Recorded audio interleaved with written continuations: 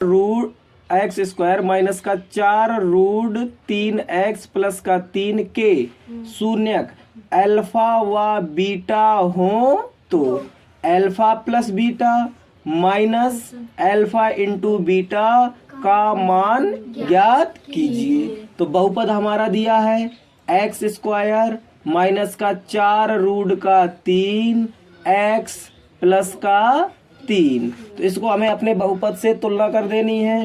तो हमारा बहुपद का सूत्र होता है ए एक्स स्क्वायर प्लस का बी एक्स प्लस का सी बराबर 0 से तुलना करने पर तो यहाँ पर देखो इसका गुणांक कुछ नहीं है तो मान लेंगे 1 है। तो a का मान आ गया हमारा 1। यहाँ पर देखो x है तो x यहाँ है। b की जगह कितना है माइनस का 4 रूट का 3। तो b का मान हो गया माइनस का 4 रूट का 3। ऐसे ही यहाँ c बराबर तो c की जगह कितना है 3। तो ये c की जगह 3 हो गया। तो हमें देखो अल्फा प्लस बीटा का मान निकालना है।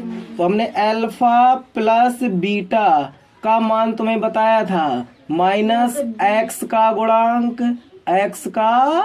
गुणांक बटे एक्स स्क्वायर का गुणांक बताया था ना, या फिर कहा था माइनस बी बटे का ए।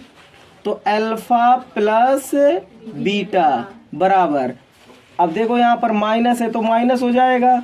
और b का मान कितना है माइनस का 4 रूट का 3। तो यहाँ पर माइनस 4 रूट का 3 बटा a का मान कितना है 1। तो ये 1 हो गया बराबर। तो अल्फा प्लस बीटा का मान कितना आ गया, माइनस का गुणा माइनस से करा देंगे तो प्लस।